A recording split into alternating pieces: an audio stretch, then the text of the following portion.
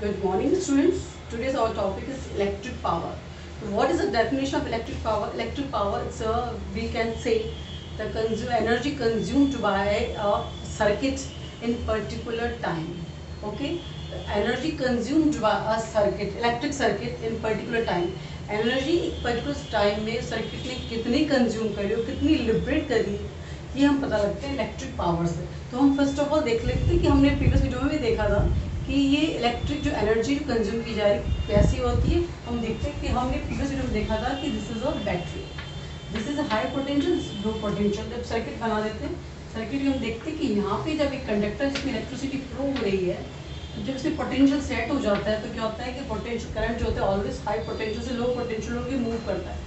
इसमें जो इलेक्ट्रॉन्स होते हैं स्टूडेंट्स, वो क्या होता है हमेशा लो पोटेंशियल से हाई पोटेंशियल होकर मूव करते हैं। जब इलेक्ट्रॉन्स जब इलेक्ट्रिक एनर्जी लेते हैं, एनर्जी कहाँ से मिल रही है इनको? ये बैटरी से सेल जिससे हमने सर्किट को कनेक्ट किया है। जब इस सर्किट से जब ये इलेक्ट्रॉन जब एनर्जी लेते हैं तो क्या मूव करते हैं, ये रैंडमली मूव करते हैं, कभी इधर कभी उधर रैंडमली मूव करने से क्या होता है, इनमें क्या होता है फ्रिक्शन होता है, कोलिजन होता है, टकराते हैं। टकराने से क्या होता है कि इसमें हीट जनरेट होती है, और हीट कहाँ से मिल रही है? एनर्जी जो हम इसको दे रहे हैं बैटरी से।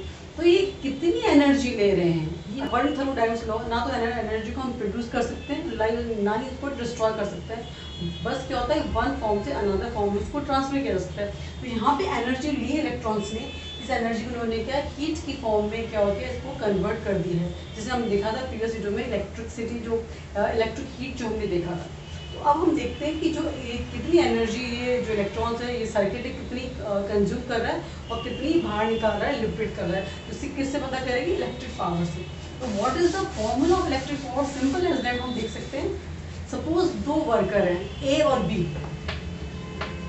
ए और बी, आपने दोनों को सेम अमाउंट का वेट दिया एक पर्टिकुलर डेस्टिनेशन पे ले जाने के लिए। आपने ए को दिया 50 kg, एक किसी वेट दिया कि तुम पहुंचा दो, तो वो क्या था 10 मिनट्स में उस पर्टिकुलर डेस्टिनेशन पे उसने वेट को पहुंचाया। एक है बी ने 50 kg वेट को एक पर्टिकुलर डेस्टिनेशन पे 5 मिनट्स में पहुंचाया। तो अब आप बताइए दोनों में पावर किसकी ज़्यादा है? दोनों के पास सेम वेट था 50 kg 50 kg, दोनों को सेम डेस्टिनेशन पे पहुंचाना था। एक ने ए ने 10 मिनट से पहुंचाया, जो बी ने 5 मिनट से पहुंचाया। तो वी कैन इजीली से कि जो बी है वो मोर पावरफुल है रादर देन ए की बजाय जो बी है वो बहुत पावरफुल, उसमें पावर ज़्यादा है। तो यहाँ पे टाइम का बहुत बड़ा रोल है, एक उस पर्टिकुलर टाइम में कितनी एनर्जी कंज्यूम की जा रही है सर्किट के द्वारा। सर्किट था उस ये एनर्जी कहाँ से ले रहा है? ये बैटरी से सेल से ले रहा है, जो कि आपने उस पर सर्किट में कनेक्ट करी। तो what is the formula, first formula of the electric power? First formula आपका हो जाएगा P equals to energy upon T.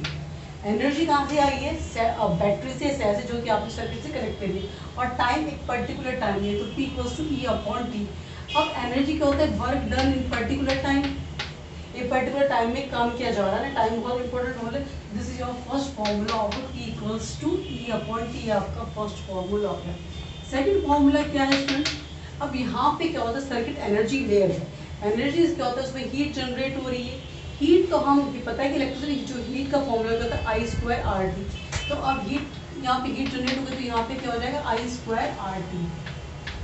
अब हीट जब जनरेट होती है तो हम ऐसे लिख सकते हैं इसको कि यहाँ पे एनर्जी देने पे हीट जनरेट होती है, तो हम ई की जगह क्या लिख सकते हैं? आई स्क्वायर आर टी पुट कर सकते हैं। तो यह हो जाएगा आई स्क्वायर आर टी, ओके, और नीचे टी। अब यहाँ पे क्या बनेगा? टी से टी कैंसिल आउट हो जाएगा, इज इट क्लियर? ये क्या बनेगा? P equals to I square R. ये आपका सेकंड फॉर्मूला हो जाएगा।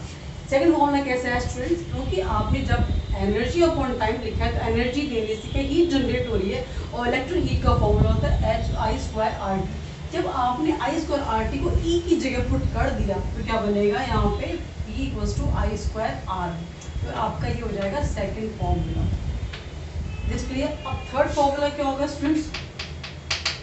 आपका ये हो जाएगा P equals to I square आया आपका जब सेकंड फॉर्मूला है, अकॉर्डिंग टू ओम्स लॉ। ये इसको आप कर देते हैं, यहाँ लिख लीजिए आप according to Ohm's law, according to Ohm's law. Ohm's law क्या है? V equals to I R, okay. तो अब आपका क्या है यहाँ पे R के लिए हम क्या पुट कर सकते हैं? V V अपॉन आर की जगह क्या पूछ सकते हैं, V अपॉन आर, ये पुट कर सकते हैं यहाँ पे V अपॉन आई, तो यहाँ पे हम आर की जगह क्या पुट करेंगे, I square into V upon R. Is it clear? तो क्या आई से आई कैंसिल, तो क्या बना P equals to V I, ये आपका बना third formula of electric power. Is it clear? और what is the fourth formula of electric power? ये फोर्थ फॉर्मूला क्या बनेगा आपका, अब आपका थर्ड फॉर्मूला बना P equals to I V. Again according to Ohm's law क्या होता है आपका, P equals to I R, I equals to क्या हो जाएगा, V अपॉन आर। ओके, अब आई की जगह V अपॉन आर हम पुट कर देंगे, तो P equals to I V तो आपका है ही, तो यहाँ क्या लगेगा, आई की जगह क्या लिखिए, V upon R into V, तो क्या बना V square upon R. This is your fourth formula of electric power, this is your fourth formula. Is clear?